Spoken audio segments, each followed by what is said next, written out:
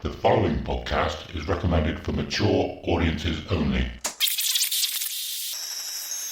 The following podcast is recommended for adults only. Maturity is not a requirement.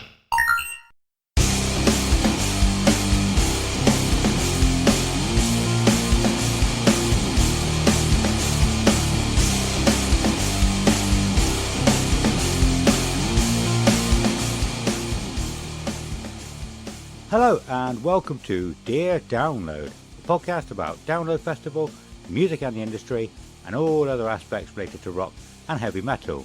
This episode we are going to be, celebrating and talking about a load of albums that came out in 1995, so they're celebrating. It's weird saying that because the albums aren't really celebrating, but anyway, the albums themselves are celebrating a 30 years anniversary at some point this year. I am Adam, and as always, I am here with my man. How you doing, Simon? Hello, my man. Thank you for having me. Yeah, great to be here. Great to be invited back, you know? Good. Very good. How you doing? How have you been the last couple of weeks? Yeah, all right, yeah. A few things have happened. I got one thing to drop on everyone. I'm no longer a member of Ashes by Dawn. Okay. Are Ashes by Dawn still a thing? I may have been booted out. Oh, no. Well, anybody who listens to this understands why. Yeah, for being a little bit too passionate, basically. So, yeah. Is passionate the words they used or your interpretation? Passionate is the correct word to use. Yeah. Okay. Oh, dear. So yeah, I'm still, they're still good guys. I'm still friends with them, but just not in the band anymore. Yeah. So, yeah, there'll be no... If anything else comes out from Ashes by Dawn, I am not a part of it. Okay. Bugger me. Oh, dear. So add that to the list of my short-stinted bands that never went anywhere. Yeah. Yeah. Highly good. Highly, yeah. It's good. It could have been great, but there were some differences in things that were happening. So, yeah. They went one way. I've gone another. So, yeah, we'll see. I'm just so busy at the moment concentrating on doing this Mercury Night album. I really haven't noticed, to be honest. So, okay, yeah, fair enough. I don't know how to follow that. Should we all have a somber moment for Simon? No, don't have a somber moment. Be excited. Things change. Things happen for a good reason. They do. Are you a superstitious man? Do you Not think really. things happen for a reason? No. I think everything that's meant to happen will happen. I don't know if it happens for a reason. Maybe it just sounds nice to say. Yeah. But cause and effect, things happen, so another thing can happen, so another thing can happen. So, yeah. Yeah. Okay. But we'll see. But yeah, I'd like to be in a band that makes a dent one day. It seems to have not happened yet. Yeah. Right. Everybody write in with bands that have rubbish singers, and we'll start something and just get them all kicked out so Simon can join them all one by one. Yes, this sounds good. And see which one works. And try them out. Yeah. It's like throwing spaghetti at a wall. We'll throw Simon at the wall of bands and see which one sticks. Yeah, it'll be me. All the spaghetti will fall off. All the spaghetti will fall off and be in a band that makes it, and I'll still be left stuck to the wall, I bet. Oh, no. Anyway, moving swiftly. Funny that. Go on. I was thinking a similar thing today, actually. So, was it today? Bloodstock announced loads of new bands, and I was surprised to see Flayed Disciple on there, because I know the singer, or the old singer of Flayed Disciple, and I remember he was talking to me angry a couple of years back, saying about how he got kicked out, because I hadn't spoken to him for years. But yeah, I assumed that all happened years ago, and they split up or something, but no, they're still going with a different singer as well. Oh, so, there you go. Yeah, pretty gutting. But anyway, his name's Tim White, and he's got a new band called Tim White and the Deadbeats. So go and support them too. Go and listen to them. Yeah, actually, they're really good. They played Bloodstock last year as well. Oh, nice, awesome. Yeah, and I think he's played Bloodstock 3 times with Flayed Disciple. But yeah, anyway, cool. Yeah, very good. Very good. Anything else in the last couple of weeks? Yeah, I went to play football for the first time in 6 years on Monday, and completely fucked my foot. I did see. terrible. Oh, you haven't seen the new picture? I'll send you the new picture. I'm not really sure if I want to. It's got far worse. And then I can tell you about my story about how I spent my entire evening last night. Okay. Yeah, it got a lot worse. It was pretty badly bruised, but today, now even my toes are black. Oh, well. dearie me. Yeah, it's bad. So I was having a great game of football. Oh, Jesus. Yeah, it's bad, isn't it? I was having a great game, and I just one leg went, the other leg didn't. I rolled over. I heard a loud snap. I thought, I've fucking broken my ankle here. Even the player nearest to me on the other team come up to me to help me up to say, that looks fucking horrible, mate. Yeah. Like, that looks bad. And then I managed to get myself off the pitch. I was in excruciating pain. And luckily a sub went on and all that, so we were all good. But yeah, first game back, straight into the second half. First half I was shining, scored a goal, got an assist. Best game I played in a while. I was like, this is good, man. Back to football, enjoying it. Bang, gone. But anyway, so it got considerably worse yesterday when I was at work. So I thought, right, I'm in the evening, I'm going to go to A&E. I got to A&E at 7 p.m. and I left at 5 a.m. Jesus.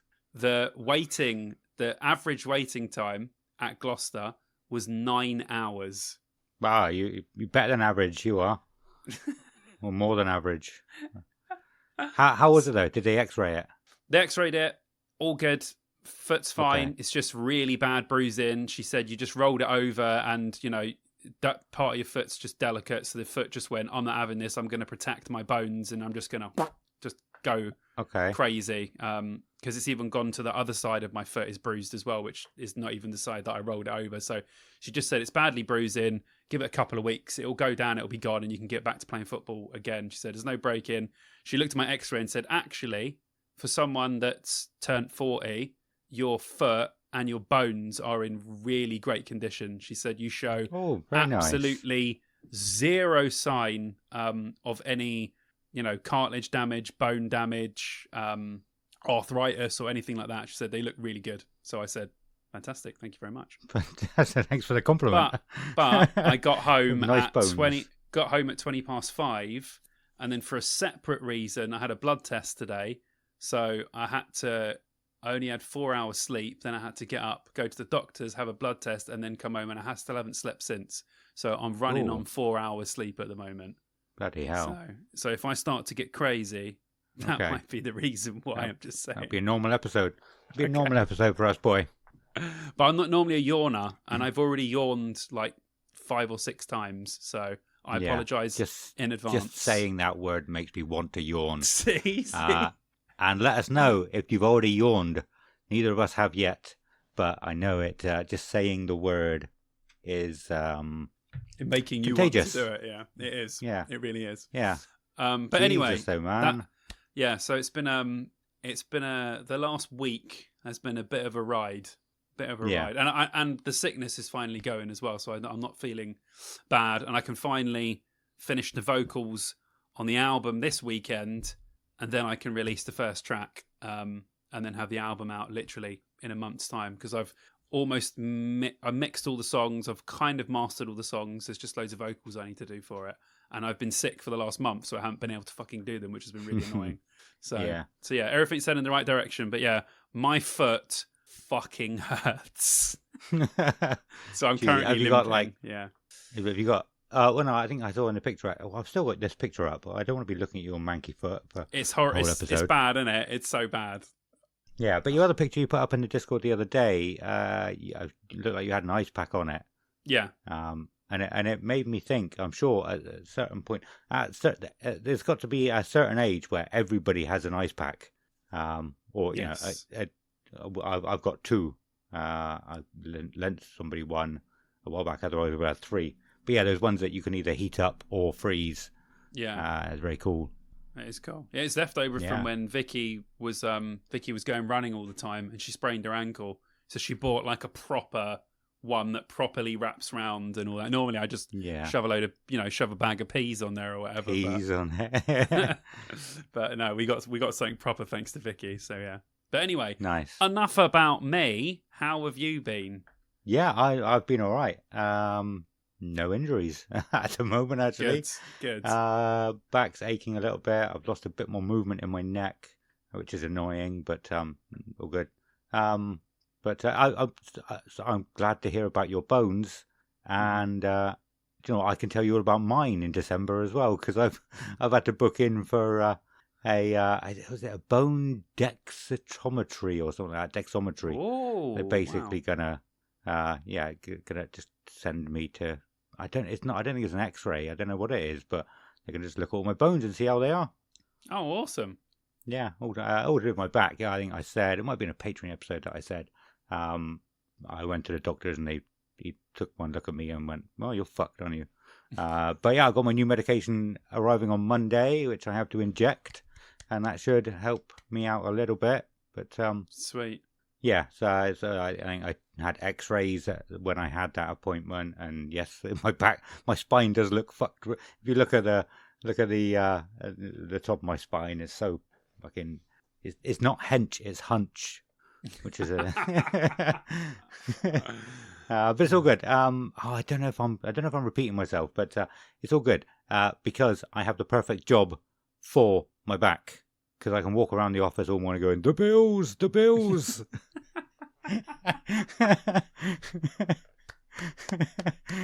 Yes, I love it.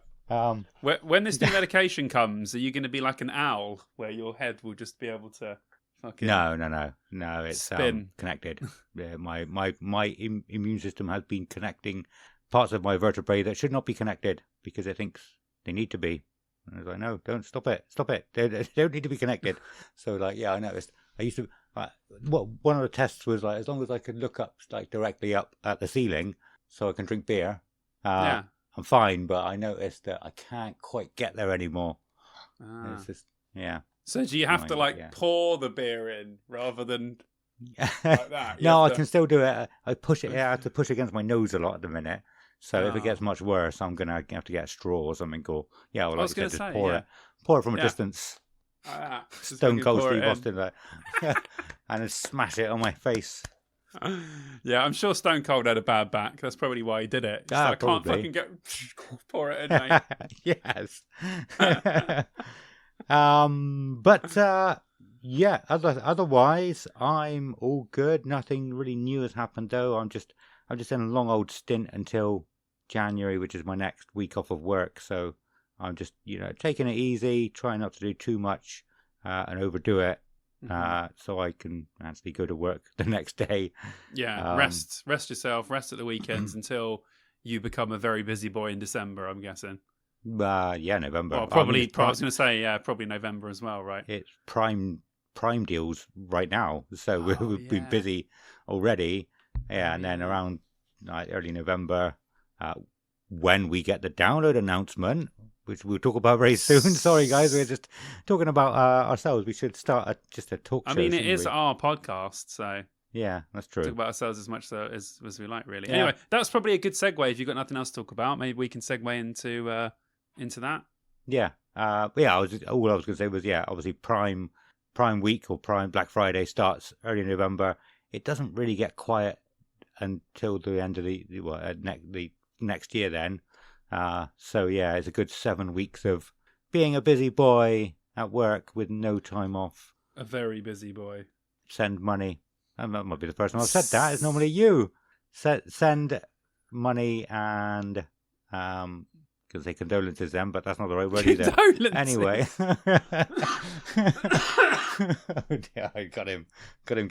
Send money and sympathy. Sympathy, that's the one I was looking for. Send your condolences to Ashes by Dawn and send your sympathy to Ad. Yeah. Are they looking for anybody who likes to sing? Yeah, you go for it. You get in there. Replaced you. Or, you can be the Blaze Bailey to my Bruce Dickinson. Have they replaced you? Or have they just gone, we'd rather have no singer right now than a Simon Bond? Pretty much. Oh dear. Okay, anyway, right, yeah, I'm all good. I'm fine. You're not fine. But let's talk about the download announcement. Well, there's not really much to talk about. There will be a download announcement in about a month's time. In about a month. Are we excited? No. No. Okay. If you think this social media team has done a good job of getting anyone pumped, please tell me. I don't think anyone in the Discord is excited about this at all. Everyone's just been like, yeah, Downloader announcing something. They used AI to make a poster. I can't believe that. It's so lazy. It's we won't dwell on this again because we talked about it all. Like, if you want to know how bad we think Download's social media team is, go listen to the last episode if you haven't. But yeah. I mean, it was similar last year, but I really liked the lineup, so it kind of got me instantly pumped. Yeah. And obviously, we're not a Download podcast. We are a podcast that talks about Download a lot. And for the second year running, I'm not really excited again, which is probably just, maybe for me and Download, things might be coming to a relationship coming to an end at some point. But yeah, I'm not pumped. I mean, I probably will be if when I see the lineup and all the names on there. But normally I would be excited and look forward to to a date when a lineup comes out. But just give us the lineup already. I'm fed up of waiting. I think that's the problem, really. Announcing an announcement is such an annoying thing to do. Just give us the if you already know who the bands are, why does it matter when you announce it? What's the difference between October so they can throw and a November? big party in London? They need to sync the two up and get a load of influencers that really don't care about Download at all. They just care about numbers. Pretty much. Yeah. Okay. Yeah. Oh, Jesus Christ! Let's open that can of worms, shall we? No, let's not open it too much. We got a lot to talk about. But we have got a lot to talk about. Give us the Cliff Notes version. Well, I'm thinking about trying to become an influencer. What? Wait a minute. In what capacity? What, OnlyFans? No. An influencer like Instagram and stuff. But I'm gonna put more videos of not just Dear Download stuff. So my plan is, I'm gonna do completely normal things like washing the dishes or driving the car, but with a pink Mohican. Do you know what the weird thing is, guys? Is we've said this a lot on here about his ideas, right? But his ideas over the years have become so sort of weird and convoluted. I never know when he's joking with some of these ideas now. The lines are so blurred, I can't tell anymore. Do you know what I'm referencing? I assume you do. No? The Spud guy. He sells jacket potatoes, but he's got a pink Mohican. Oh, okay. I have no idea who that is. Okay, right. Another person who Download had last year, which nobody would have seen apart from like the bands and all the other influencers, was the guy who rides a motorbike around the city giving sweets out.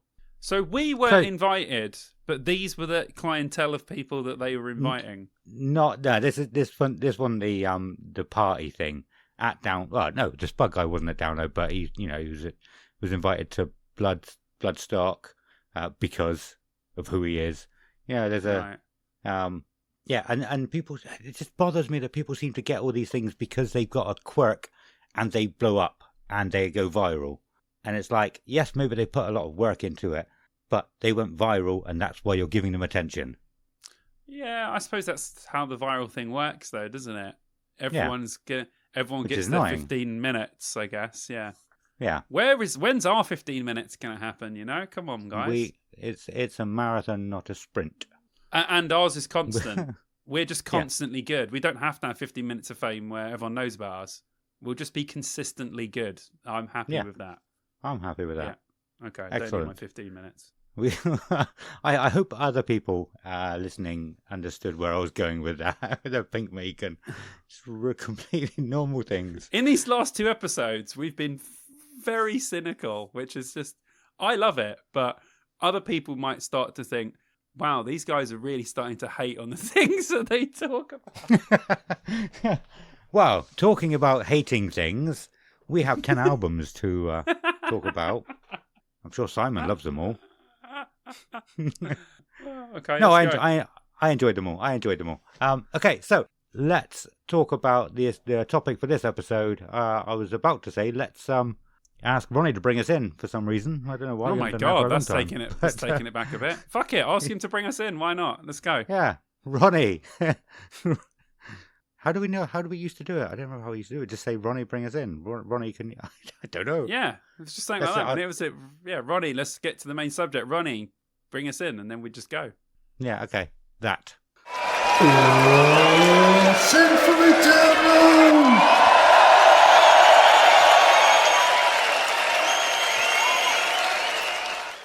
So, there were quite a few of these albums that I had never listened to. I'm going to assume you knew all of them quite well. Yes. Yeah. So I think a couple that I hadn't listened to in a little while. Yeah. But I knew the albums. I don't know all of them, like the back of my hand. But yeah. Okay. Well, when I looked at the list, I think there was like one that maybe two that I'd previously listened to, and that was it. I thought it'd be some more I'd for never you even on heard this list, of, because there's quite a lot of stuff on there. Yeah. So basically, I was going to say, why don't you sort of run this episode a little bit, talk about them in whichever order you want to, and then I'll chime in with the bits that I have. Yeah, I've got a 1995 pop culture rewind as well to begin the show. Yes. I forgot. Why do you always forget I do this? I know. I'll forget next episode as well. Yeah. Go for it. Do it. Okay. I'll take over. Here we go.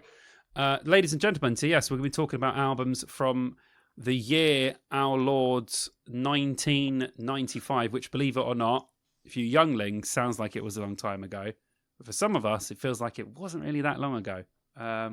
But it was ages ago, apparently. So either way, it was a long time ago. So 1995, what was happening in the world? So events and news at the time. Main news, of course, the release of Windows 95, which changed the game as far as PC and gaming is concerned. Yahoo and Amazon launched their websites in 1995. So, of course, Yahoo were massive. Obviously, they faded away in years since then. But of course, Amazon now one of the biggest companies on the entire face of the planet. They started out of Jeff Bezos's fucking garage in 1995. And he was selling books, I think, exclusively at the time, online books. He was it. Yeah, I think I remember seeing that as well before. Yeah, so it's pretty cool. Another big one, Sony PlayStation was launched in 1995, which... again, changed gaming. So, like Windows 95 and PlayStation both released in the same year. Massive year for gaming because they both pretty much changed the game. Did you have a PlayStation at all? Yeah, I had a PlayStation 1. Yeah, same. Yeah, we got ours in 97 though. We couldn't afford one before that. Yeah, I might have got mine a bit later. Yeah, got it with Porsche Challenge, of course. Same, of course. Yeah. No, great game. I remember. Never mind. Anyway. Okay. Friends debuted as well on UK TV. It actually started in 1994, but we didn't get it until 95. Okay. Yeah, although the show officially started in 1994, we didn't get it till, I think it was about 4 or 5 months later when it went into 1995. So again, a huge show at the time.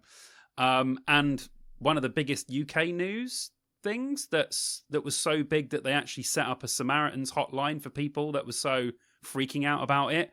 Robbie Williams left Take That. And yeah, literally, because you got to think about it, man. At the time, Take That were massive. They were huge. They were everywhere. They had loads of great songs, loads of hits. And Robbie was obviously one of the the members that everyone loved. And him leaving, they literally set up a Samaritans line just for Take That fans to call, so they didn't end up topping themselves. That's how big Take That were in 1995. So that's insane. Movies that came out in 1995: Heat, one of my personal favorite movies of all time.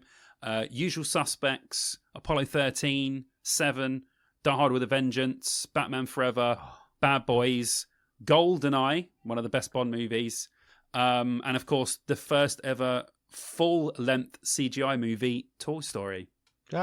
Cool. Yeah. Yeah. So some big hitters and movies in that. Not the best year for movies, but there's a few, big boys in there. Did you go to the cinema to see anything in 1995? No, I would have been 9 in 1995. Oh, okay. You would have been a little bit too young. So yeah. I saw a couple of things, but I can't remember. It wasn't any of those because I was too young to see any of them, unfortunately. I think I might have seen Toy Story, but I don't remember. That's lost the time. And finally, in sport, Frank Bruno becomes the WBC heavyweight champion, if any of you remember him. Michael Schumacher wins the F1 championship in 95. Dennis Bergkamp became the most expensive player in British football history, costing a whopping £7 million from Inter Milan. 7 million, which these days is chump change. You won't get a decent player for anything more than 20 million, 50 million even these days. Yeah. So yeah, that's crazy that he was the most expensive British player in history. 7 million. That's jokes, but I think Dennis Bergkamp's one of the best players of all time. So fair play. And finally, Everton won the FA Cup. They beat Man United 1-0. And Blackburn Rovers won the Premier League, which was a big shock and surprise to everyone at the time. Yeah, you just reminded me, talking all about football, about something else that would have happened that I thought about the other day.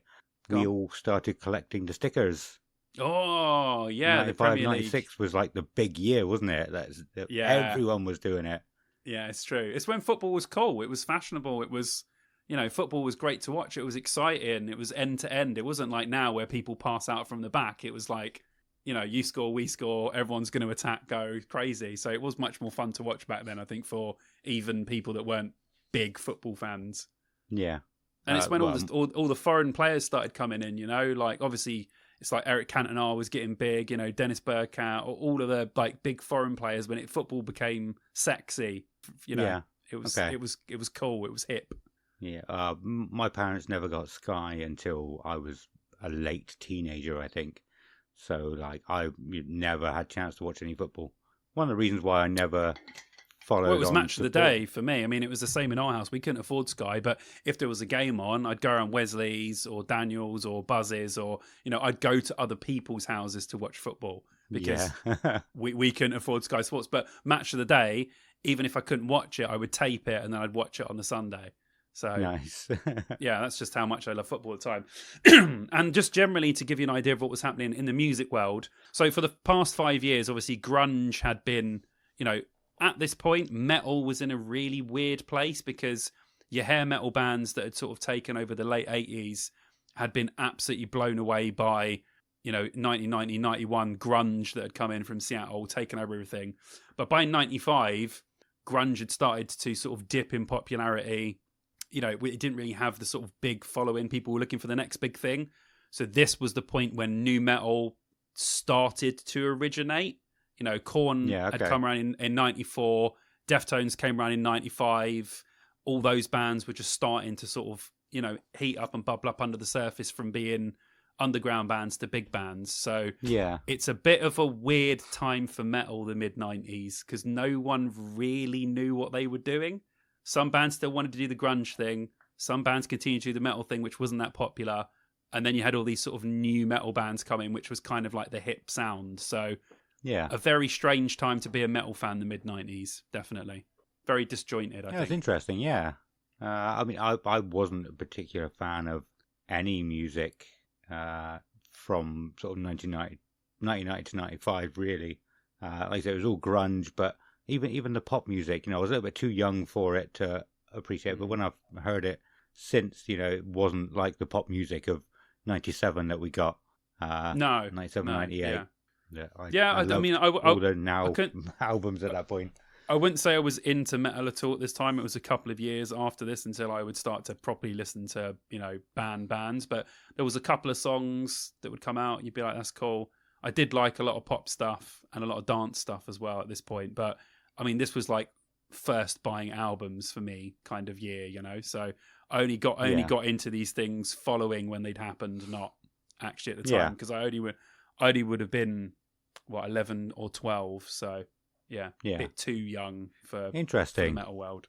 Yeah, cool. I'm glad you did that. I'm glad you always do that. That's really cool. But yeah, so hopefully that sets the scene for everyone about, what was happening in 95, just to give you a bit of vibes. Is there any particular order you would like to go through these albums, Adam? Not particularly. I thought you might have an order that you'd like to talk about them, or at least, maybe ones that you want to save for the end, or, So I think you can pick.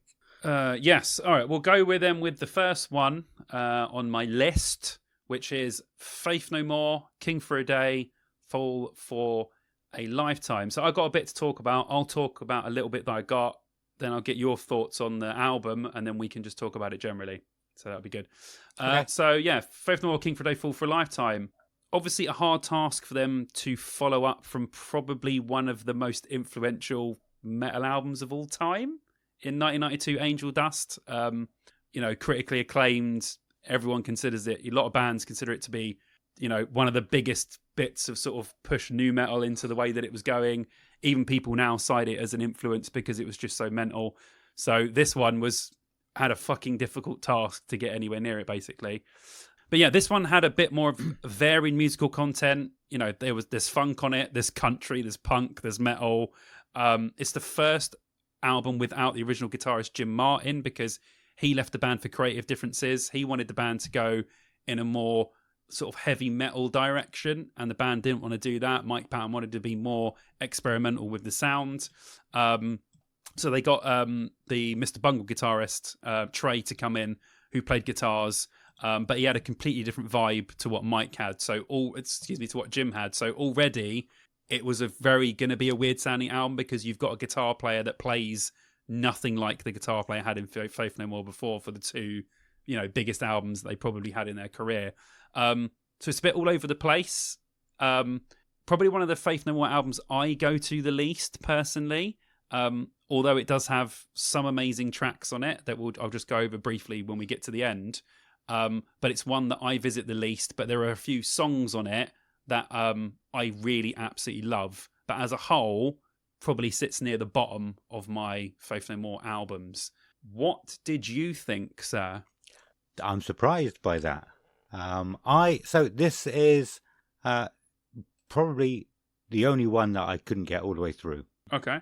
It wasn't for me, but like as I was listening to it, I was like, I can see how this was good. Like it's just like it's lounge music, isn't it? Like it's kind of music you'd hear in an elevator, or if me and you went out for cocktails, we could put this on. It would be beautiful in the background. But it's not really for me. And yeah, I only got about halfway through this album. Okay. Yeah. Yeah, I mean, I get really that. I mean, like there are a lot of the first half is loaded with songs that are a bit more chilled. I think basically because Jim Martin left the band and they said he was a bit of a dick for songwriting. I think they just wanted to say, look, fuck you, you've gone. Now we're just going to write a load of shit that we want to write, and it could be anything. I mean, don't get me wrong. Like Ricochet's great. Like Evidence, that is the most chilled out song, but I think that is one of Faith No More's best songs because it's so different to everything else. It does sound like chilled out elevator music with Mike Patton singing over it, but I think that's why everyone likes that song. It's because it's so fucking weird. It's like, what the fuck is this? Like, what the fuck are you doing? But there are a few other good tracks as well. Excuse me. The Gentle Art of Making Enemies is good. And I think Digging the Grave is probably in my top 5 songs of theirs. It is a really fucking weird? Amazing track. Okay, Really I weird. remember looking at my phone when that one was on, but I don't remember why now. I should have. Whereabouts is it on the album? It's track number 9. Okay, I did get all the way through it once, but that was about 3 weeks ago. Okay. And I listened to it again today, sort of on the way home from work, and yeah, like I said, I'm sure I took out, like when that was on, I was like, what the hell is this? And took out my phone because it was interesting, but I don't remember why now, I'm afraid. So I should have. Yeah. But Digging the Grave is a fantastic song, and I would recommend the 36 Crazy Fists cover, which is fucking amazing as well. So if you like this song and you like 36 Crazy Fists, listen to 36 Crazy Fists cover of this song. It's fucking amazing. It's really good. I know they're big fans as well. So yeah, a mixed bag. The album after this, album of the year, I think is a million times better than this. Just because it's a bit heavier. They sound a little bit more Faith No More-y. It's a little bit more proggy, but just not as weird as this is. So this is the sort of black sheep of the family between Angel Dust and album of the year, which I think are fucking amazing.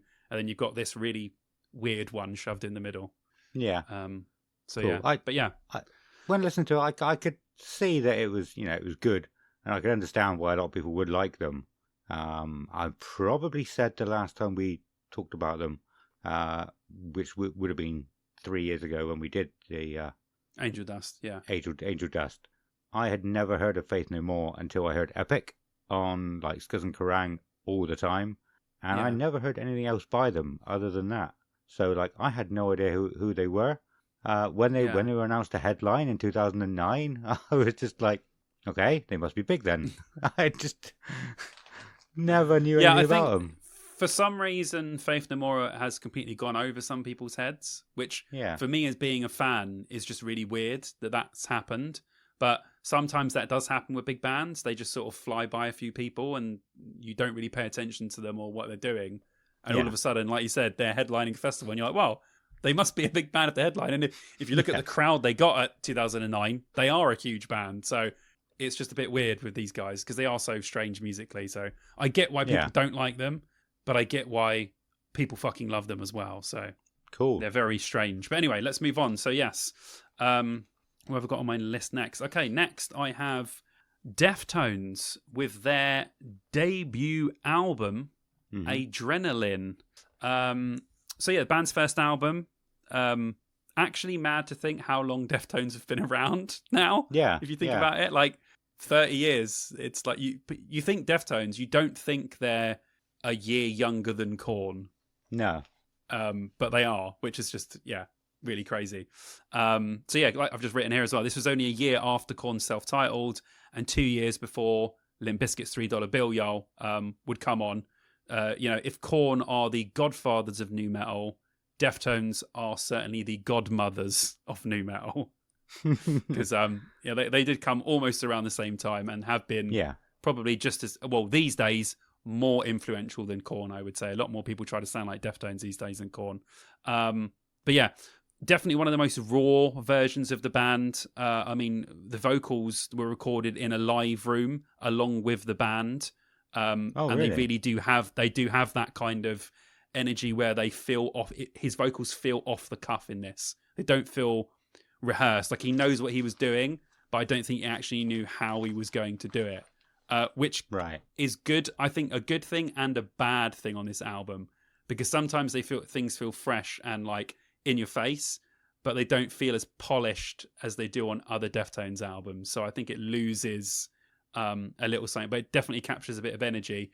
And this album was produced by the legendary Terry Date, who worked with Pantera, Vulgar Display of Power, Science, Incubus, Significant Other, Limp Bizkit, Funeral for a Friend, Hours, Bring Me to the Horizon, Sempiternal. He worked with Korn, Slipknot, fucking everyone. So, a legendary producer that thought this band are really good, I'm going to produce them. And, obviously he wasn't wrong because Deftones ended up being massive. Yeah. A lot like what I said about the Faith No More one, probably one of the Deftones albums I go to the least. Not because I think it's bad. It's got some songs on it that I genuinely think are amazing. But as an album, it's a good debut album and a good intro to a band. But I don't hold it in as high regard as other Deftones fans do. Okay. How do you feel about it? How did you enjoy it? Because Deftones is a weird one with you because we've listened to a couple now, and I think one you said was actually pretty good, and one you said was awful. So I can't remember which albums they were, but I can't remember now. Yeah. So Deftones, my recollection of Deftones over the years, that's probably not the right word to use, is that he's very drony. I don't like the sound of his voice, but I really like this album. I really like this album. So I've said before, I think a similar happened with Spirit Box. I am not a fan of Spirit Box singles.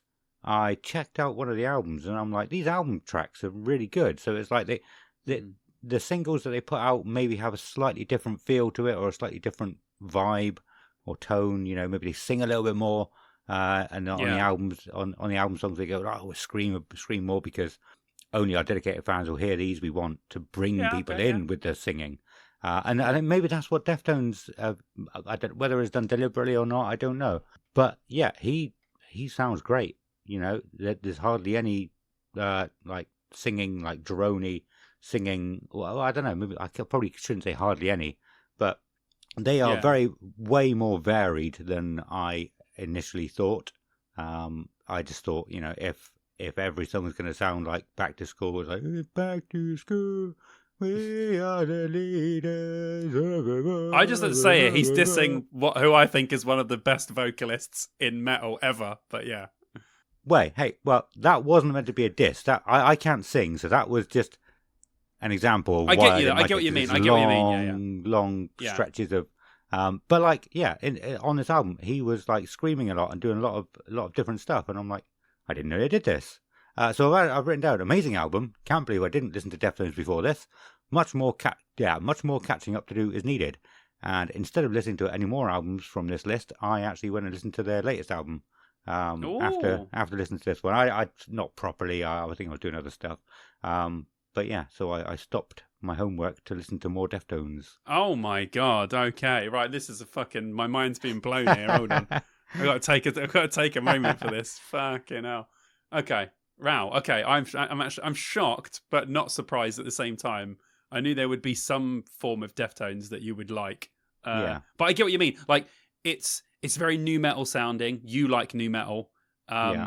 The vocals on this are screamy, less singy. There are singing parts in there, but they're quite short. So yeah, and I mean, I don't really think they get to the big. I hate to use the word drone because I don't think it's a drone at all. No, the big, it isn't. That's the best. I don't think they get to the big gazy choruses until about 3 or 4 albums in. So I think if you listen to the first 3 or 4 Deftones albums, you might be surprised how much you really like them.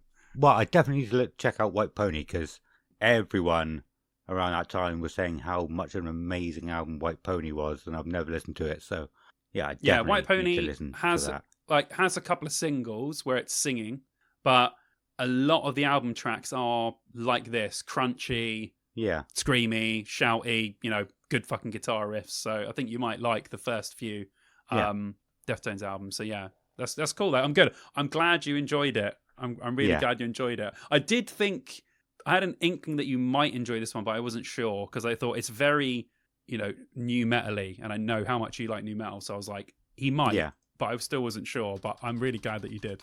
Yeah, and now I completely understand the hype behind them. As someone who never actually listened to an album before this, like people are, you know, how well they sold out. Don't know if they sold out, but I don't know how well they sold the tour recently here. People are saying, you know, they are one of the next bands that needs to be put up to headline download, and I completely agree. I completely get it now. I was going to say we are talking about pretty much a future download headliner now. If Biscuit headline, Corner headlining, Deftones should be headlining a festival. So at some point, I'm sure we'll get a Deftones headline set. But yeah, I'll stop you there. Parkway Drive, quickly. Could they headline? That's the big question. That's what I was going to ask you earlier, but I completely forgot. The question is no, because they had to give away like half free tickets to their shows to fill up stadiums. So no. Okay. I think they're rubbish and never should headline. Just waiting for a second for Stu's blood to boil. No, I disagree with you.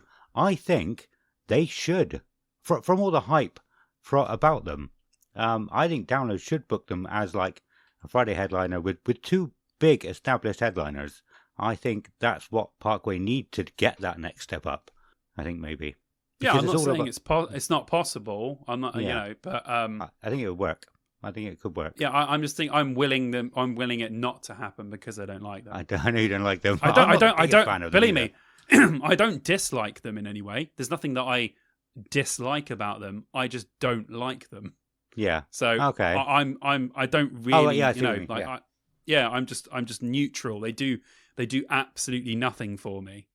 But if I listen to a track, I'll be like, yeah, okay. But that's as much as I get out of Parkway Drive and always have. Okay. Back in the day, you know, when they were doing their pure fucking, you know, metal thing, no singing or any of that bollocks. Even then, all my friends loved them and I still wasn't into them. So there isn't any fades of Parkway Drive that's so far got me into them. But anyway, Deftones tracks off that album that are great. Bored, Minus Blindfold, 1 Week, Nosebleeds, 7 Words, Birthmark, Engine Number 9. There's too many good songs on that album. It is very good. It's just the bits in between those songs that I don't think are the best for me. So it's not one of my favourites, but it's still pretty solid. But yeah. Anyway, moving on. Next, we'll be talking about Fear Factory's album Demanufacture. I know there are a lot of Fear Factory fans in the Discord and that listen to the podcast. So, I mean, I'm a huge Fear Factory fan. It's an incredible album from start to finish. At the time, pushing the boundaries of where metal and industrial could go, because not many bands were doing melodic vocals with screaming vocals in industrial and metal. That sort of thing was starting to happen, but this really was. I mean, his vocals are pure melodic and screaming. You know, there is a big separation between those two, whereas other bands we're going to talk about here were kind of riding the lines of not quite being as separated. But yeah, you know, absolutely crushing guitars, insane riffs, drums are just mad, but we'll get to that in a second. The album took a lot of inspiration from the Terminator films, so a lot of the lyrics and sounds that you hear of like metal clattering and stuff, you'll notice it's really similar to the stuff that were on the Terminator soundtracks. A lot of people at the time thought that the band used a drum machine because the drums were so insanely good and in time, but Raymond Herrera did play everything on the album. He just used a really fast drum track and managed to stay in time. So at this point, you know, you didn't have a computer to put every kick into place if it was out by a millisecond. I'm pretty sure this was recorded on analog and not digital. I could be wrong. It could be an early form of digital, but you're not going to have someone going through. But he did use triggers on the kit, of course, which makes it easier, which means that if you use triggers on your drum kit, if you hit one of your drum kicks lighter than the other, both will be the same volume no matter how hard you hit them. So that's not cheating, because that's what all metal drummers do. They always use triggers on the kits, but it just gives a more even sound for double bass pedal. So instead of having one go duh like really quiet, it's so you don't miss anything.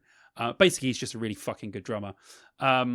But yeah, you know, at this point, bands like Meshuggah and Fear Factory were the kind of ones that decided to sort of tune down and have that really ugly, you know, guitar sound with like 7 strings. I know Korn had done it as well, you know, the year before. But yeah, considered a classic and one of the best metal albums of all time. And I tend to agree. I do have a fun fact about how insanely loud this album was played in the studio. So the album was recorded at Bearsville Studio in New York, and according to folklore, Bon Jovi were recording in the studio next door, and Fear Factory were asked multiple times to turn their sound down as it was bleeding into the Bon Jovi drum mics. So I can't remember what album it was, but maybe if you listen to it, you might hear a bit of Fear Factory coming through the drum mics. Yeah, nice. But, you know, a classic metal album. You know, you still see people today wearing Demanufacture t-shirts, talking about Demanufacture, playing the songs. We were at Bloodstock this year, and they played, you know, 30 years of Demanufacture set. So it's still an album very much in people's consciousness. Yeah. What do you think? I really enjoyed it as well. So when you said about how, you know, there are lots of fans in the Discord that love them and love this album, and I was going to say, yeah, and I am not one of them, because we've talked about how I'm not a fan of industrial stuff before. But it's a very similar story to what we just said about Deftones. Like, most industrial songs, at least from Fear Factory that I've heard, are very repetitive. They got a sort of very repetitive, like, machinery type of like riffs on the guitar and things like that. But I didn't hear that on this album. So again, it was my own misconception on what they were that stopped me from listening to them over the years. And I really liked it. And I can't think of what songs it was at the minute, but I've also written that it reminds me a little bit of like Cold Chamber and sometimes a little bit of Machine Head. Yeah. Okay. Yeah, There. I can see that. Yeah, Um, definitely. Yeah. Machine Head came out around Fear Factory before, but Machine Head had come out the year before as well. Cold Chamber were just about to emerge, so I'm guessing that they all kind of influenced each other in some way, or they took their influences from the same places. But yeah, I can hear a lot of that in there as well, so that's quite well spotted. Cool. Yeah. But yeah, surprised me again. So I will not be a snob about Fear Factory either now. Good. I'm glad to hear it because to be fair, they're on a very good touring cycle at the moment. They're going to put out a new album at some point, and they'll probably tour that as well. So we will probably have them back at Download or Bloodstock within the next 3 or 4 years, I would suspect. But yeah, incredible album. If you haven't heard it, if you're a fan of any form of metal, I think it's a classic that everyone should listen to at least once. So go and check it out. I can guarantee 99% of you will not regret it. Yeah, I did spend the whole album waiting for Linchpin to come on, and I realised it wasn't on the album. So all that was their quite a album while. covers look very similar. Yeah, it's quite a while after. So Okay. yeah, very well. Right, let's move on to one of mine and Adam's favourite bands of all time. Personally, I think possibly the greatest metal band of all time. It's Iron Maiden with The X Factor. Remember when I said that 1995 was a weird time for music? Yeah. There we go. Yeah. So, for those of you that don't know, this was Maiden's first album after the departure of Bruce Dickinson. They disagreed on, I can't remember what it was, some stuff. Bruce Dickinson wanted to go off and do solo stuff. Steve Harris got pissed off and they broke up, basically. But then the band recruited Blaze Bayley on vocals, formerly of the band Wolfsbane, who are actually very good. You won't be able to list them on Spotify, though, because they don't have any of their own music on there. They're one of those. They're like, no, we don't want to put our stuff on streaming platforms. So if you listen to Wolfsbane, go on YouTube or whatever. I don't know if they'll be on Apple, but they're certainly not on Spotify. But they're a good listen. Blaze Bayley is a very good singer. A definite change in the sound. It does follow the vocals. It feels like a very dark album compared to previous releases. Although Fear of the Dark, the album before this, was quite dark in places. It was a bit more experimental than some of the other stuff. Although the riffs are still present, the mixing and the mastering doesn't really have them front and center. I feel like the guitars at this one are kind of dialed back a little bit when I listen to it. And they don't have as many harmony guitars and as many doubling up. It feels more empty to me, this sound on this album, than a normal one. Steve Harris was going through a divorce at the time. He was writing all the lyrics, so the lyrics had a more personal feel rather than the sort of fictional places that meet stuff that happens in the real world that Maiden normally go to. Not half as bad as everyone remembers on a re-listen. I hadn't listened to this in quite some time. Not great by any stretch of the imagination. It has some good moments, I think. I think Blaze Bayley is an incredible singer. Do I think he was the right singer for Iron Maiden? Not at all. But still a very good singer. I don't think he was the right choice. I think there were a lot of other people they could have gone to. Fun fact, before we go to Adam's thoughts, the cover is Eddie getting a lobotomy. Due to the real-life puppetry style of the cover, rather than the typical Iron Maiden drawing, it was banned by most record stores in the US and had to have a reversible sleeve on it so you wouldn't be able to see the gruesome cover. Nice. Adam, I had it on my wall, a poster for that. Yeah, it looked it's cool. a sick, it's such a sick cover. It looks horrible, but it's so badass. It's one of the best Maiden covers. Adam, huge Iron Maiden fan that you are, sir. What do you think of the X Factor? Cool. Yeah. So I just want to touch on something you just said, actually, that maybe he wasn't the right person, and that's not something that I thought of. But I completely agree. From this album, Virtual 11, he was amazing on that album, and I think also because I think some of the songs are just too long. Maybe not just some of the songs. Most songs are long on this album, and when I was listening to it, I think by the time you get to about 45, 50 minutes, you still got 20 25 minutes left, and you're still listening to long songs. And maybe Blaze's vocals just haven't got enough sort of range to keep it interesting.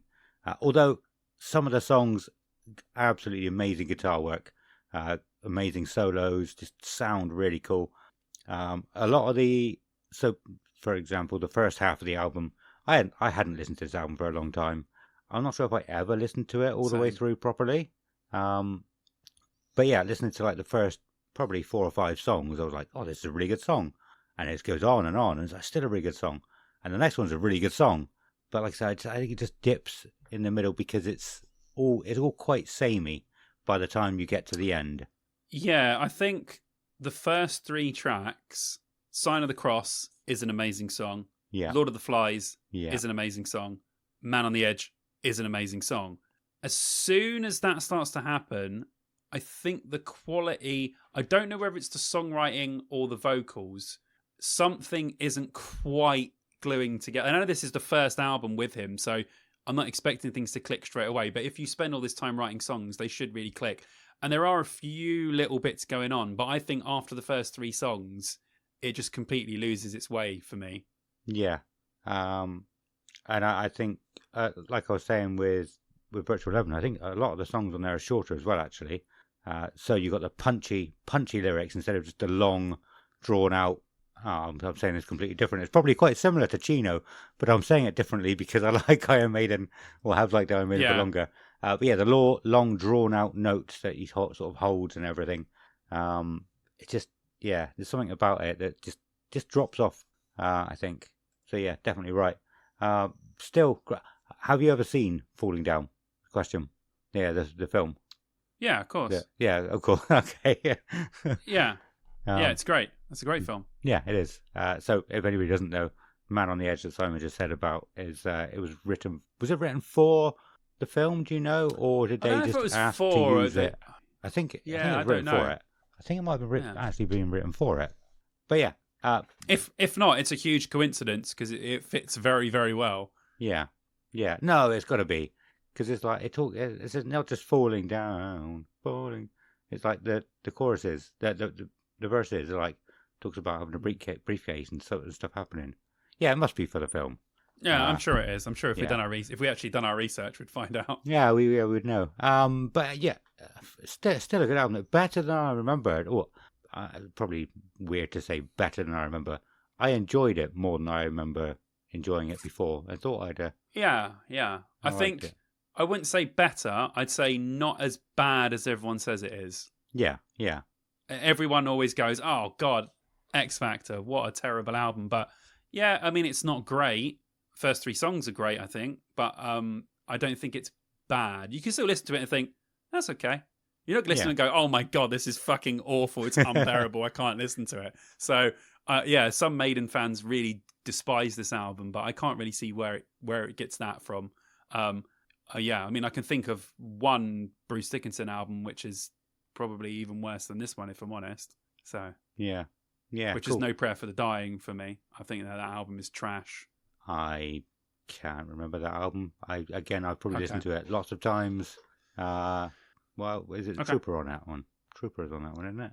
No, it's the one with Bring Your Daughter. Bring Your Daughter. I don't like that song. Never liked it. Yeah, there you go. So you probably won't like the album. Yeah, I probably won't like the album. But anyway, maybe I should give that album another go as well. And I should give Virtual 11 another go as well. Yeah. I think that it'll like I said, I think I like Future Ill. I like Angel and the Gambler. The Klansman's cool. One on there? Klansman, that's the other one I was thinking of. So those 3 songs are really good. I cannot remember for the life of me any other songs on that album. So When Two Worlds Collide after is listening amazing. to the Lightning Strikes Twice is amazing. Don't remember that. So good. Every song.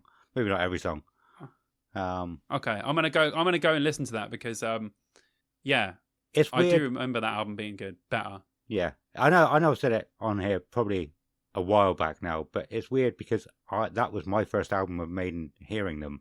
So I got into them from that album, so it probably means a bit more to me than a lot of other people. But they're all really good songs. Just listen to it like another 7 or 8 more times, and you'll enjoy it. I mean, every single Maiden. Everybody listening. No, every single Maiden list you see online those two albums are always bottom of the pile. Yeah. You know, every single online thing, Iron Maiden ranked best to worst. You know, Virtual Eleven and X Factor are going to be right at the bottom. So, yeah. But oh well, it is. What it is. But yeah, I'm going to check. They're probably before the Book of Souls and Senjutsu, which are far worse. No, Senjutsu I like. Senjutsu I like. I need Book to of Souls. Book of Souls can go right to the fucking bottom of my list. Okay, straight to the bottom. And I know there are people out there that genuinely really like that album, but I don't care. Go fuck yourself. Yeah, anyway, I listen to Senjutsu again. I really do.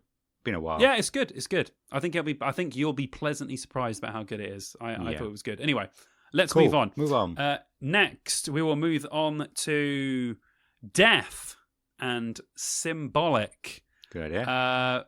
Yeah, I mean, really, what is there to say about this album that isn't just me sitting here gushing about how good this album is? One of my favorite metal albums ever. Might be the best Death album. Some people would have a couple of others that they would say. It's definitely in my top 2. I mean, the performances are off the scale. The drums are insane. The vocals are great. Everything in between. Guitar work is crazy. A bit of a deviation from the death metal that they kind of were doing before. This was like their first footstep into your realm of melodic death metal sound. It definitely has more, I don't know, just much more pleasant elements than the sort of more techie stuff that they were doing before this. It was still good, but I do like those previous albums, but then this is when it goes to a whole new level. I mean, at the time, it was met with unanimous critical acclaim. In other words, everyone just thought it was the shit. And I think if you like any form of metal, you should listen to this album, because I don't think there are enough people out there that listen to Death and realise just how fucking insane this band is. And it's such a shame, obviously, that Chuck died so early and we all never got to experience Death as they should be now, which is a fucking massive band that everyone loves. So that, that is a big shame. But Adam, what did you think? And have you previously listened to any Death stuff or this album? No, I had never listened to Death. I didn't really know anything about Death before this. But after looking them up and everything, I noticed I've seen their shirts everywhere. Yes, their shirts are everywhere. And just not paid attention to them. But, they've gone in and stuck in my memory. And I'm like, okay, I didn't look at those and think I'm going to look them up. So many people everywhere wearing their shirts. So also, when Simon gave me this, so when we said we were going to do this, I started looking at albums that we could talk about. I didn't realise Simon already had the list pretty much written. Well, definitely written.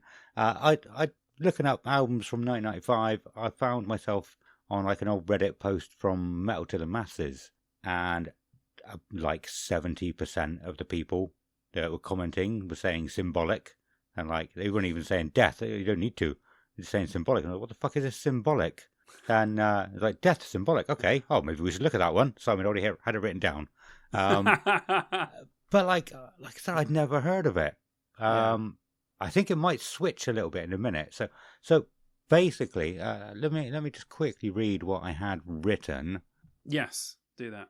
I'll just read it out and see if it fits. Great album, great band. Never before listened either. But I was looking for the albums. So I just said what that was, etc. 70%, etc. So when listening to it, straight away I got a similar kind of vibe to the Slaughter of the Soul album that we're going to talk about. Spoiler alert. And I learnt about that from a very young age, probably 16. It was given to me on a mixtape CD from Tim White, who we talked about earlier, which is weird. Nice. Loads of other stuff on there. I think I had Pig Destroyer on there. All sorts of stuff that he was listening to, and I'd never really ventured into that kind of stuff. And it had probably... I think it was like going into Slaughter of the Soul a little bit, but it's a backstory of what I think of this. Maybe like 4 or 5 Slaughter of the Soul songs. and I listened to them over and over again. I was like, this is really, really good. Again, not the sort of thing I would normally listen to, but I really enjoyed it from listening to so much. And so when I started listening to this album, like I said, I got the same vibe. I was like, okay, it's not sinking in straight away. I would have to listen to this album a lot for, to appreciate it as much as it deserves. But I could tell that straight away it is held as highly regarded or more than Slaughter of the Soul. And I've always known Slaughter of the Soul is. So, straight away I had that feeling. I was like, yeah, cool. This is a great album. I probably will listen to it a few more times, but yeah, awesome. Yeah. I think it's one of those albums for me when you've listened to it so much that you know what the next song is going to be when it comes in. Yeah. And you can already hear the riff because the riffs are just so solid on all their albums, most of their albums. But man, on this one, they are on. The drummer is just on another planet. I don't know where he is, but he's fucking up there, and we're all the way down here. I don't know what he was doing on this album. It's unreal. Just the sound they had, and the riffs, and the drums, and everything combining, and his half screaming, half singing vocals, perfectly in the middle. If you were to say, show me an album where someone screams and sings at the same time, I would play them this album. Or possibly the At the Gates album as well, because they're right on the cusp of singing, but they're still screaming. Yeah. It's right there. And I think that is an amazing art form that people don't do enough anymore. Yeah. Don't scream or sing. Do them both at the same time. Just do that. I think that's really cool. I think bands these days rely too much on this is the clean chorus, this is the scream verse. Yeah. It can get annoying for some people. It works for a lot of bands, but sometimes it is a bit I want something different. And I think that going backwards sometimes can push things forward. So yeah, if you're going to start a band now, just listen to the Death album and the At the Gates album and just sing like that. And we'll all be very happy if you're playing metal. Yeah. Obviously, don't sing a Take That track with that, because that's not going to be good.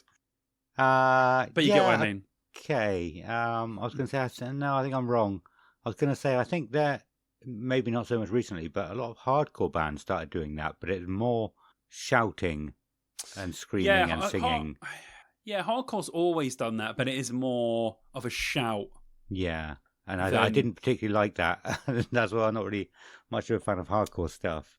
I think it really depends with hardcore. There's some stuff I listen to and I'm like, that sounds awful. But then some stuff I listen to, I'm like, actually, that has a little bit more melody. Yeah. So it sounds good. So yeah, I only nitpick with hardcore. I'm very, very picky. And I'm sure if you were forced to, you would probably be the same as well. Yeah. Some vocals, you're just like, there's something about it I don't like.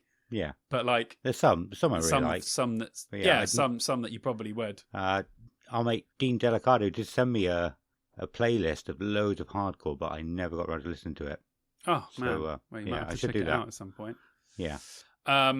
Let's go for Paradise Lost's cool. Draconian Times. I'm sure you guys probably would have heard me banging on about Paradise Lost a lot. But yeah, 1995. The band's breakthrough album, ? Definitely their biggest commercial success up to this point. The albums before, I think, are great. I'm currently wearing a t-shirt right now of Icon. But yeah, I think this was when they thought, let's put a little bit more melody and just try and not really commercialize it, because it's definitely not commercial music, but just add a more pleasant edge to the music and see where that would take them. Yeah. So I've got here a great combination of what the band was doing before. They added some more melodic elements, which were present in the previous, but they just sort of just polished them a little bit more. Now more front and center, keeping the heavy sound that they'd embedded within the identity. Some stellar songwriting. The drums on this album, Lee Morris's drums, are just fucking fantastic. If you're a drummer, especially if you're a metal drummer, listen to this album. Adam probably wouldn't have paid any attention to them, but the drums are fucking amazing. So definitely go and check them out. But it's, a lot like Demanufacture. It's a classic metal album that people still love to this day. I saw them at Bloodstock do the, I think they done the 25-year anniversary of it. Played it all the way through. I don't like those sets, but it was still good. Not my favourite Paradise Lost album. It's probably in my top 5, or maybe just outside of that, because I do think Paradise Lost have got a fucking lot of good albums. But it's definitely up there. Tons of good songs. The album has a real vibe when you listen to it, which I love. It really does put you in a certain headspace. And I think it's fantastic from start to finish. Adam, Paradise Lost Draconian Times, your thoughts, sir? Okay, so, yeah, great album. I own it. I also own 1 Second, which is one after, right? Yes. And I was certain I only ever really liked 1 Second. I had heard over the years how iconic Draconian Times was, and knowing that I owned it, I was sure I'd listened to it loads of times and gone, no, I just can't get into it. But listening to it, again recently, I was like, actually, I know and like loads of these songs. Like, so my memory is lying to me. Yeah, I really like this album. Really, really, really like it. Like I said, way more than I thought I did. Yeah. I haven't listened to many more of their albums though. I think, I don't know. There's a. I know we're talking about this one. Sorry, going off a little bit. There's that one with the orange swirl, which came out. Do you know what I'm talking about? And I was certain I own it and listened to it and loved it.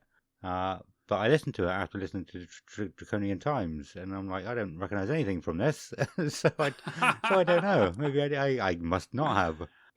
Yeah, that album's up there for me as well. Is it? Okay. Yes, it was one of my favourites. But yeah, it's not appreciated as much as this album is if you're a Paradise Lost fan, and it's quite different. Like, this band have done everything. Like, they've been a doom band. If you listened to Host, they've been basically a goth band. There's guitars on it, but it's essentially goth music because it's like electronic goth.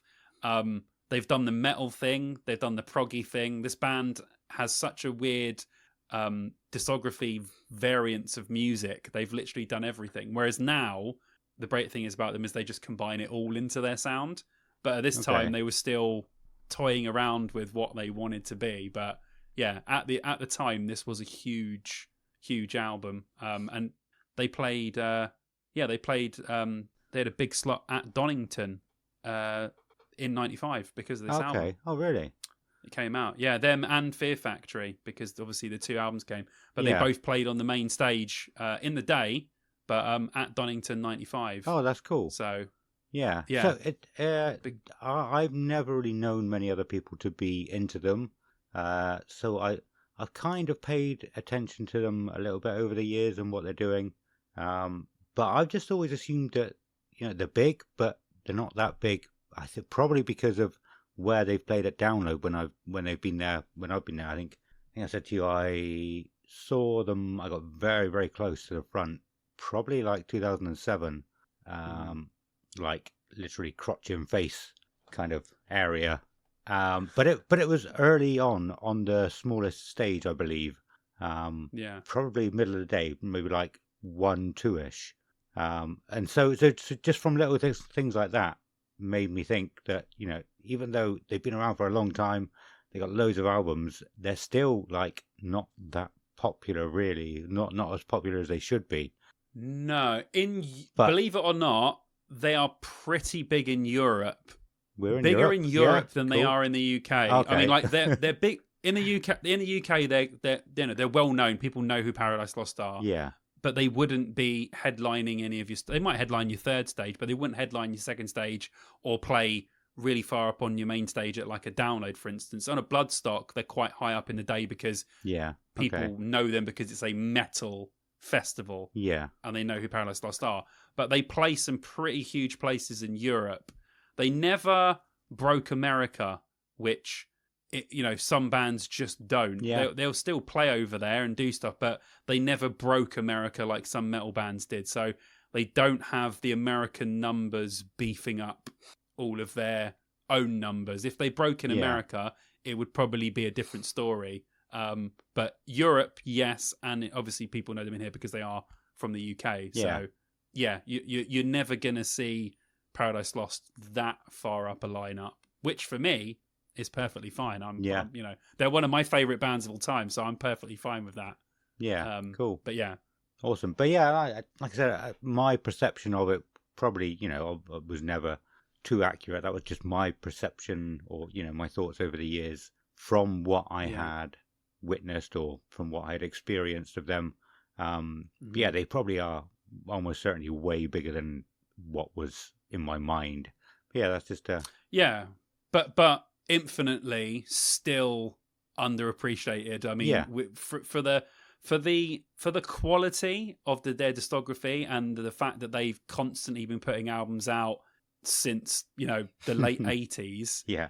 I'm surprised this band is not absolutely massive and a jewel in the crown of British metal, but they just seem to be very unappreciated, unfortunately, which is a bit sad. But you should all appreciate Paradise Lost. So go and check out Draconian Times if you haven't, but also go listen to all their other stuff because they've got some mad shit.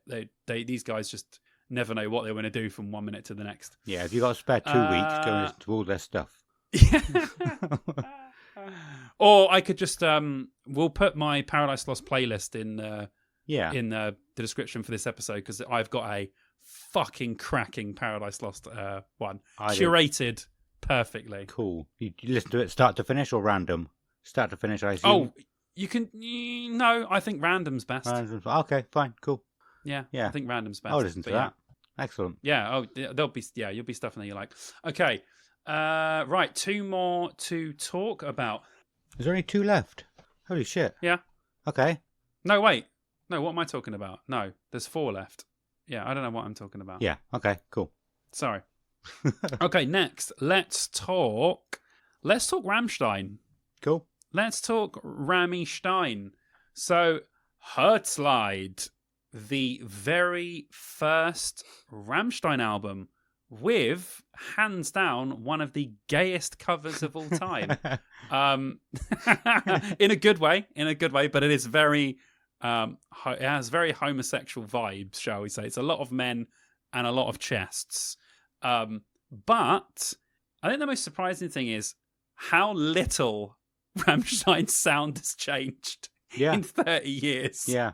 I mean, if you just done this with modern day production, it would just sound like another Rammstein album. Yeah. Like, there really isn't any, I don't want to say there's no growth because that would be unfair, but there really isn't that much difference in what Rammstein do now and what they've done on the first album. They've got a sound, they've got a thing that they do, and that's what Rammstein do. And I think for some bands, that is absolutely fine to continue to do. Yeah. But I will say, go on. Yeah, can I jump in here because I might forget that. I haven't written it down. But yeah, go on.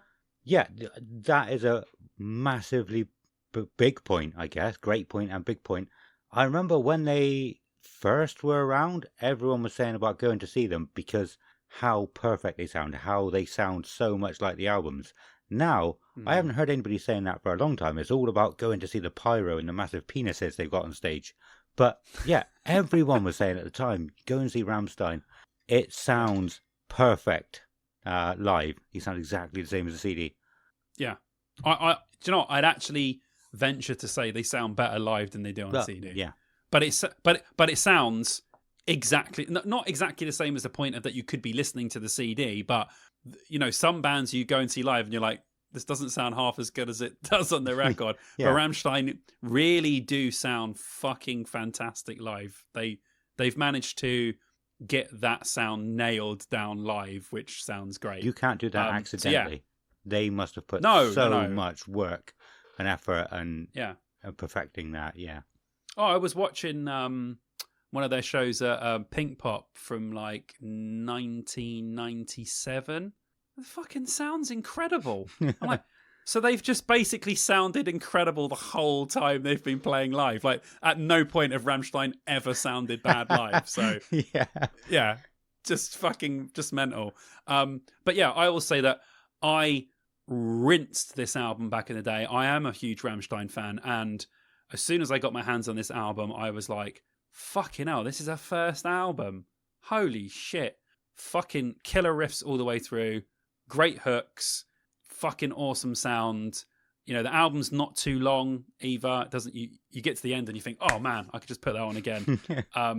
And I've always loved this album. I've got a bit of a soft spot for it. But I do think that when it comes to great first albums for metal bands, this has to be in the conversation as being one of the best debuts of a band. You can see why they basically got big straight away. There was no fuck. They released their album, they got big because no one else sounded like them. It is industrial. It's also not industrial. It's very metal as well. But it also had that kind of new metal edge as well. So they managed to combine 3 music types into one that sounded like all of them, but also none of them at the same time, which God knows how they done that. But yes, I like this album very much. Adam, what do you think of Rammstein Herzslied? Who am I? I'm the one album guy. So I had only heard Mutter from Rammstein before this. Okay. Yeah, another great album. Yeah. But yeah, I was going to read what I've written. So yeah, what a great album from someone who's only really listened to Mutter, but haven't given Rammstein much listening time for quite a while now. This was a nice reminder of how much I used to enjoy Rammstein. I've just written R. It's weird. I just want to say I used to enjoy R. Yeah, I loved that album. Absolutely. I rinsed Mutter so much. Yeah. And it's got such a nice guitar tone as well. Like you just pointed out, they're industrial. Again, not generally my kind of music, but it just sounds so nice. It just sounds so good. It's like just fat. Yeah, I could say beefy. Yeah, yeah. It's it is good. beefy. Yeah, it is. Yeah, I don't know how their production from day one was just like really good. The guitar sound, the guitar tones are just unfucking real, aren't they? For an album this old to sound that good. Oh yeah. But even the bits where they do have like that repetitive riff that I said I'm not too keen on, they do it. Rammstein do it differently, and I like those bits in Rammstein's music. It just sounds so amazing. Again, a lot of the riffs did remind me of songs from Mutter. Okay, yeah. It could be the sound and tone. Like you said, they haven't changed very much. There's one song I had to get my phone out and look at it and go, what the hell is this? It's called Seaman. Yes. I was listening and I was like, is he saying come in my boot? And sometimes that happens. Sometimes it sounds funny. A band are singing something that could sound like something else, and that's funny. Yeah. He could absolutely have been singing about some cum that's in his boot. Because it's Rammstein, so it's like it could be that could be the actual lyric. Yeah, I wouldn't be surprised. I mean, some of the other songs I know what they're about. That one I don't know what it's about. I never looked into it. I know my favorite song on the album is "Du riechst so good," which means you smell so good, and it had a really cool vampire music video, which was fucking awesome as well. But that is one of my favourite songs that they play live. They still play it live to this day. Yeah. And when I was listening to it downstairs on the speaker, it just dawned on me, fucking hell, we need Rammstein to headline Download again. Yeah. I was like, dude, these songs are so good. What the fuck, man? Come on. How long has it been now? 2016? I don't remember the last time. 2016. So we've gone 9 years without a Rammstein set at Download, which is pretty insane. I'm not sure if I saw them. It will be 10 years by next year. Yeah. I remember. So Rammstein for Download 2027. 26. 27? 26? 27. It's not confirmed that it's Linkin Park, Limp Bizkit and Guns N' Roses yet. Oh, God, please. I'd swap out Rammstein for any of Guns N' Roses or Linkin Park. Like sorry, going off a little bit for a second. So many people are saying their source said it's those three. I really wouldn't be surprised if that is a red herring that Download It's put none out. of them. It's none of them. It's none of them. Yeah. At this point, I'm like, they've fucked us over, haven't they? They've done us in. I would love if it was none of them, because I think that would be wildly cool. It would be funny. To just see none of them. Yeah, none of them. Everyone was wrong. Everyone's sources were wrong. Everyone was wrong. Yeah. I'm so up for that. Yeah. Although I'm well up for that. I think they're right. I've said before. Did I say before about Cameron Hack looking at our story on here? I don't think I did. Yes. Did I, yeah, did I say you it did. You did. on the you did. episode? I don't know if you said it on here. Okay. Don't know if you said it on here. Okay. I'm going to say it. Here. Yeah, you go for it. One of the other reasons why I think it is true is because when we put it up, the video of the new rumor, like I said before, I'm pretty sure we were the first people to put anything out about those being the headliners, and Cameron Hack saw our story on Instagram about it. Cameron Hack doesn't follow us, so I don't think there's really any way that he could have accidentally seen it. No. Someone in the office went, "Wait, Cameron, come and see these bastards. Look what they've done. They've got it." And he came over and looked and went, "Oh, yeah, shit." They've only gone and spoiled it for everyone, haven't they? We haven't had any emails from Download since. I've sent a couple. No, I to doubt them. we will again. So, yeah, doubt we will again. Yeah, but that was cool when I saw that. I was sending it to Simon. I was like, "Yeah, he's looked. He looked at our profile. We've pissed him off. He knows. We've pissed him off. We've pissed off the main booker of Download. Great. Yeah. Cool. Shot ourselves in the foot. Yeah. Sorry. Back to Rammstein. We do need them back. Yeah. But like, there's so many great songs on this. Like Do This So Good's great. Asher zu Asher. Heidete Micht. And the song Rammstein, which was in David Lynch movie Lost Highway, which is a fucking weird, great David Lynch film if no one else has seen it, or if you're a fan of David Lynch, I'm sure you have. But it has this Rammstein, like, he's driving in the car and it just says, dump, dump, man, dump, dump, man, dump, man. And it's like a big part of the movie. It's like playing over one of the main parts. And I always love that it's just Rammstein in a David Lynch film, which I absolutely love. Nice. So, yeah, if you're a big Rammstein fan, go and watch David Lynch, Lost Highway. It will freak the fuck out of you and you'll be weirded out, but it's a David Lynch film, so what else do you expect? But anyway, yes, I love this album. I'm glad you did as well, dude. Yeah, very, very good. Very, very good. Let's move on. Let's move on to Ozzy Osbourne with Osmosis. Mm-hmm. So in 1991, Ozzy claimed that he was retiring from music. And actually didn't do anything for a couple of years and then returned with this album in 1995. So this was his return. The album was criticized at the time for the production and the sound, which is weird because it sounds very modern, like it sounds good. Yeah.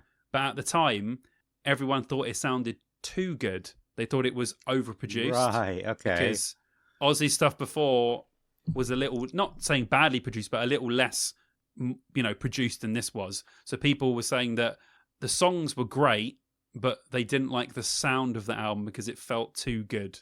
And I don't understand why you'd criticize an album for having production that's too good. Yeah. But anyway, from a songwriting perspective, definitely one of Ozzy's best, I think. He's got great songs on here, great performances.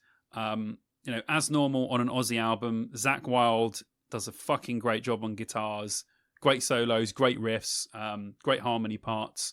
The great thing about this album is we have Geezer Butler from Sabbath on bass.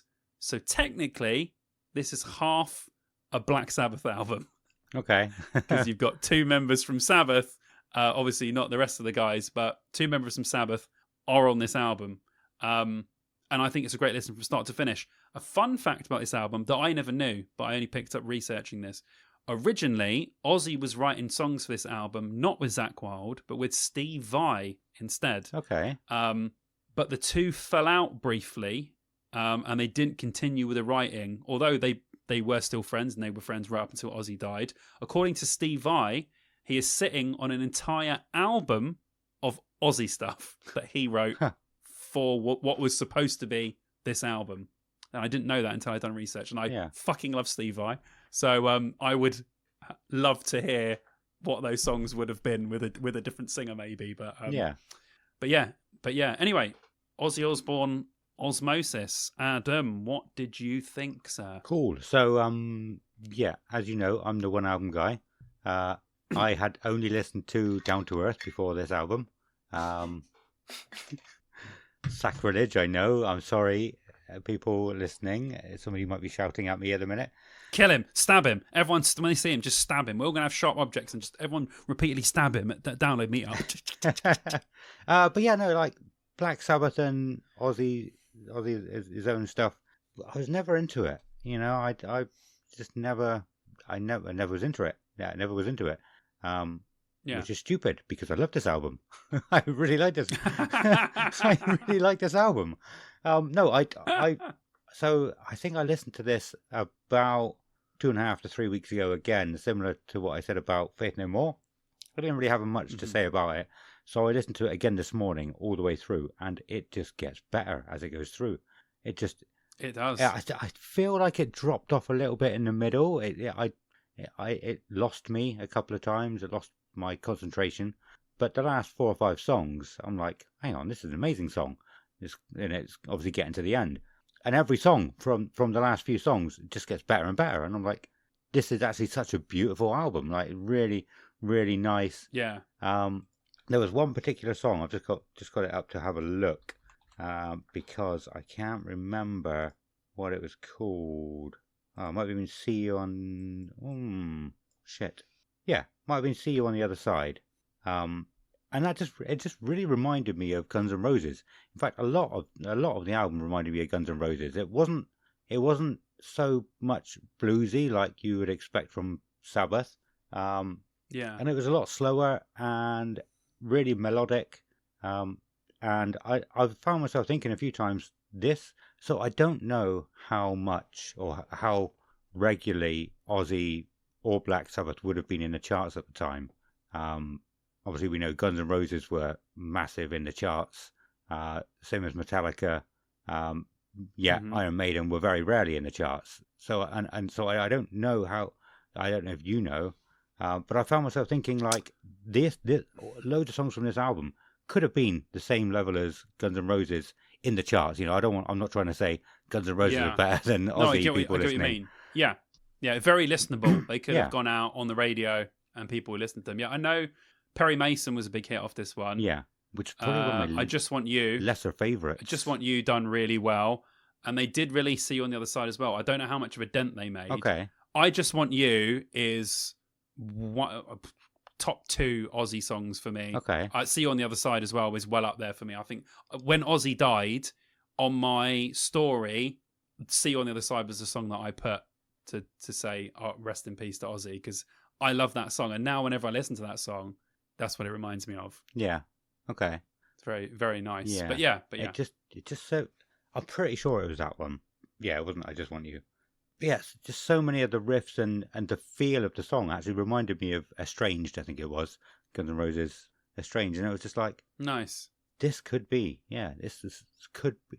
Like, I know Ozzy was huge. I know a lot of his songs, his music in general, was massive. But like I said, I just feel like he could have been bigger, even bigger than he actually was. Yeah, I get it. Well, the thing is that the reason why we both like this album is the reason why people criticised it at the time, which was they felt it was too commercial. Yeah. Where in fact, they probably should have pushed it to be even more commercial and it could have been absolutely huge. Yeah. Pushed it more. But I know that Ozzy doesn't look back fond in this album, not because he doesn't like the songs, but apparently he fucking hated recording it because the producer apparently asked him to sing all day and just sing, get better, you can do better.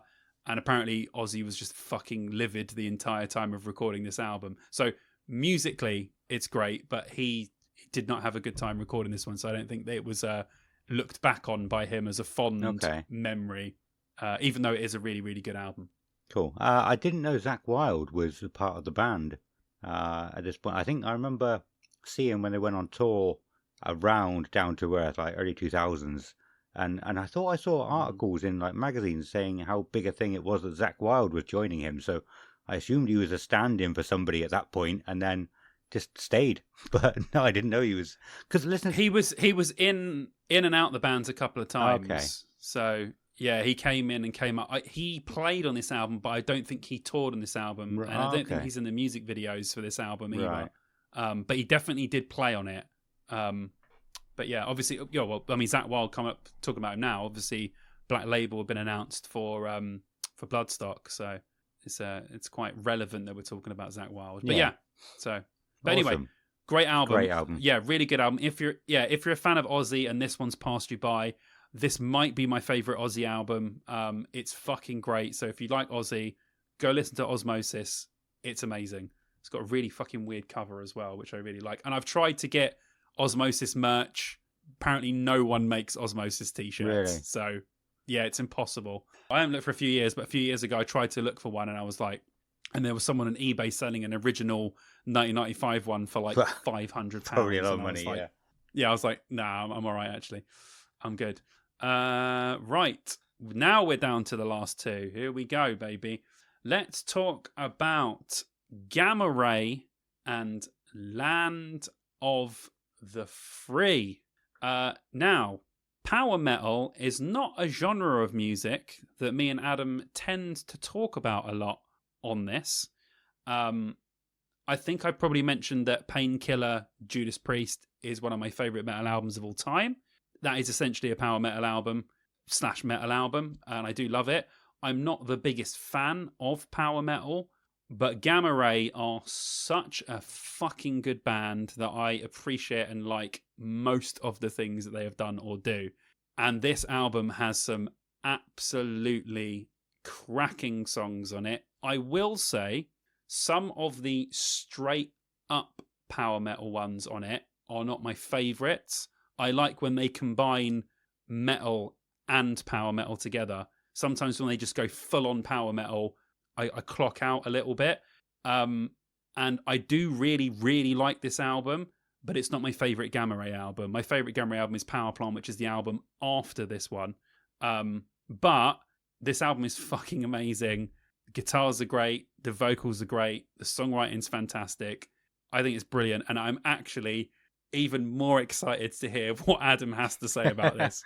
Adam, what do you think of Gamma Ray Land of the Free? Okay, I'm going to take a slight detour first.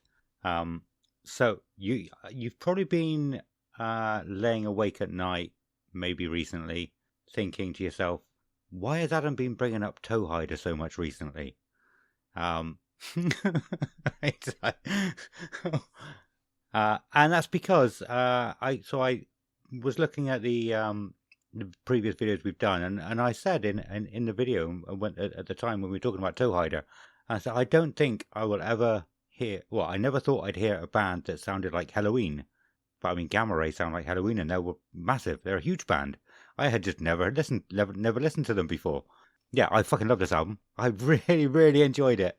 Good. I'm glad. I messaged you at the time when I was listening to it, didn't I? I can't remember exactly what I said, but something like, "This is amazing. Why have I never listened to this before?" And that you said to me at that point, "It's not your favorite." So I think after listening to it, I was like, I really want to listen to more of their stuff now. But I had a lot of albums to listen to for this, so I never did. But I will listen to more of them definitely because I really, really liked it. Really good. Yeah, I think there's a lot of Maiden in there. There's a lot of Priest. There's a lot of other classic metal stuff. So I thought that you might like it. Excuse me, because it has a lot of stuff in there of sort of influenced by stuff that we like. So I thought he's going to like it in some way. Just didn't know how much you would like it. But yeah, a great band, and they have a great discography. I haven't listened to every album all the way through, but there are some albums of theirs that I love. This album is great. But yeah, Power Plant is one that's regular for me on playlists, or some of the songs that I love, or I just listen to that album. When we were in the car coming back from Bournemouth the other day, Vicky was like, we were listening to music, we're like, it's a bit dull. I was like, okay, let's liven this party up, shall we? Bang, bang, Power Plant, fucking Gamma Ray, go. And then we were fucking metaling our way down the fucking motorway. Awesome. She woke up once I put that on, so but yeah, so I think she might be a power metal girl now as well. Cool. Yeah. But yeah, good. Great album. Yeah. Really positive sound. Yeah. If you like Maiden or Priest or any form of, power, uplifting metal, great guitars, really nice high-pitched vocals, you should definitely check out some Gamma Ray because they are friggin' awesome. Sweet. And moving on. I want to do this bit. And moving on to our final album. I've told you a little backstory about how I got into this album, but I don't think Simon had ever really listened to it much before this. So it's I could be wrong, or we could start this again with you doing it. But I feel like we've kind of switched here, and it's going to be a very similar thing to what happened with the Death album and Slaughter of the Soul. So, Simon, was I correct in that? You were. I mean, 4 of the songs I know really well. Okay. And the others I have heard, but I haven't listened to this. I mean, people I know love this album, so I've heard of this album a bunch. Yeah. But I've never sat down and put this album on and listened to it all the way through. So there are a couple of songs that are regularly on playlists of mine, but the rest, I could not remember them for love nor money. So It was nice to listen to it and remember how fucking incredible it was. So at the gates, Slaughter of the Soul. So alongside, obviously, In Flames and Dark Tranquility, this album is pretty much a landmark album for melodic death metal, Swedish death metal. Yeah. In its entirety, basically, those bands really pushing it up. At the time, it helped the genre push the sound in a more mainstream direction. I mean, as soon as this came out, In Flames, Dark Tranquility, the metal world really started to wake up and realize, shit, this fucking Swedish melodic death metal thing's really fucking good. And obviously the bands have just gone on. Some of the bands have just gone on since then. But we'll get to that in a second. Still to this day considered one of the best records in the genre. It does not slow down for a second, this album. It just keeps pounding and pounding and pounding on. Quality and execution all the way through is fucking stellar from start to finish. From everything from vocals to drums, everything in between. Simpler and more streamlined than the first 2 albums that they've done that I went back and listened to bits of. It feels more better production, better songwriting, just more together, tighter. It just feels much tighter than the stuff there. A lot like In Flames. For me, their first couple of albums weren't quite as tight as the ones that came after, when they really, get the screwdriver, come on boys, let's tighten up the sound a little bit and get something really good.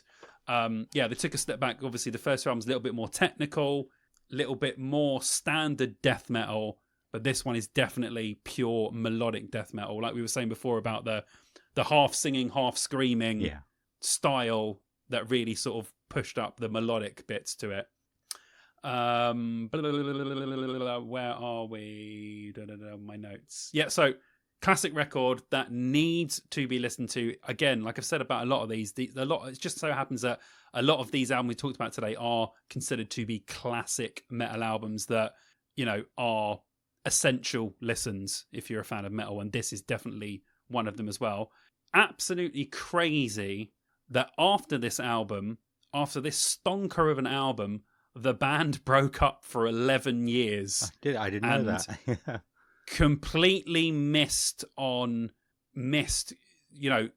of just gathering up fans and pushing on like bands like In Flames actually did. You know, you hear about At the Gates, but you don't hear them talked about in the same big breath as an In Flames or someone like that, just because they had that huge gap when really that's the time when they should have been making the next album, pushing on, getting big.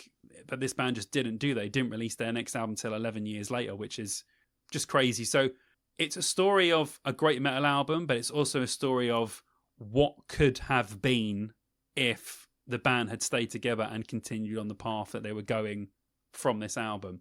So Adam, At the Gates, Slaughter of the Soul, tell me how much you love this album. Yeah, I pretty much said most of what I would have had to say about this album, but similar to what you said about was it Ghost? Not Ghost, Death.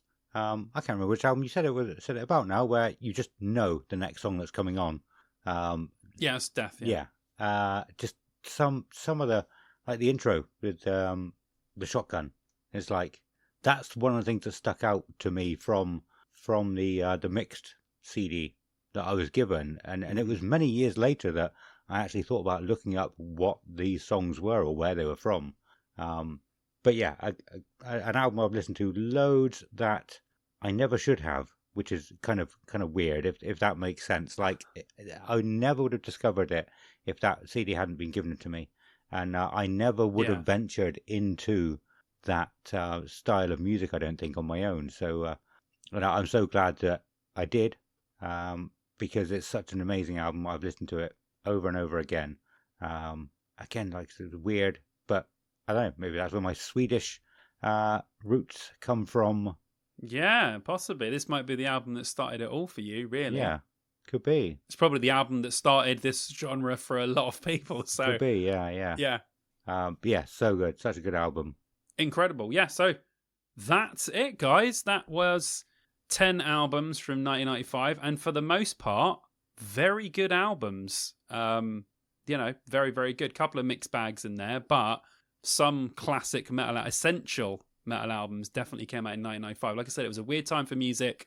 Metal hadn't quite figured out where it was going. New metal was just coming in, and we were in for that whole whirlwind of stuff that was to come next. Yeah. So, yeah, fucking awesome. It was really interesting talking about those albums. So, yeah, that's it. And I didn't feel like a fraud, like I have done before talking about these, because I didn't listen to them enough, and I'm trying to wing my way through it.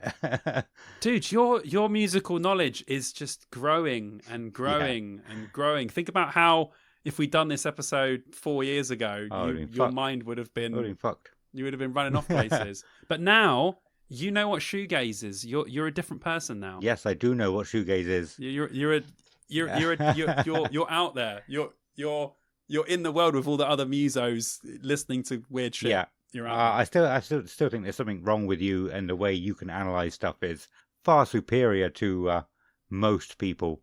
So, I'm not competing against you, but, I just look a bit worse next to you trying to talk about these albums. But no, I'm glad. I'm just a nerd. I'm a fucking mark. I'm a mark and a nerd for music. That's why I'm sad. You're not as sad as me. That's what we're getting to here. I'm sad, and you're not quite as sad as I am, which is fine. Yeah. But no, I loved it, and I'm looking forward to getting the list of the next 10 albums we have to listen to for the next episode, which will be 2005 episodes, 2005 albums. Baby. Looking forward to it. Oh man, that's going to be beastly. There's a couple that we'll sort out what albums there with, and then we'll let you guys know the list so you guys can listen. Hopefully you guys did listen along, and I will get the list of the other albums out way before so you guys can check out those albums, and then you will have an idea about what we're talking about. Yeah. Adam. Cool. Back to you, brother. Take it away. Excellent. Well, that's going to be the end of the episode. We're not going to take it off in any other directions. We do have to, before we leave though, we do have to say a huge thank you to our Patreons, Duncan Scott, Joe Butler, Mike Ferris, Andy Taylor, Liam Hopwood, Tom West, Ethan Brown, Matthew, Chris Henderson, Scoot, Henry Richardson, Chris Hambridge, Alexander Toon, and James. All of you absolute massive legends. Thank you so much for supporting us. We can do great things with your support. And we actually recorded a small, I want to say skit. It was a skit. It was a skit. Yeah. We do skits now. That's what we do. For Patreon today, but we are going to be recording something much bigger next week. We will. Which you'll see. If you check out the video that I'm going to put out tonight on Patreon for everybody, not just paid members, you'll find out what it is. It's going to be cool. Hell's yeah. Simon, tell us all about your YouTube. Give us a plug. I have a YouTube, and I put videos out on it, and there'll be a video coming. Cool. Go check it out. Thank you. Love you. Bye. I got chucked out of a band. Bye. You can find links to everything in the episode description, but not Ashes by Dawn anymore, because I'm going to delete it from this episode. Everything else you'll be able to find in there: Discord, Simon's YouTube, our Patreon, all sorts of stuff. So thank you all so much for listening. But it's time to go. So it's a goodbye from Simon. Goodbye. And a goodbye from me. Goodbye.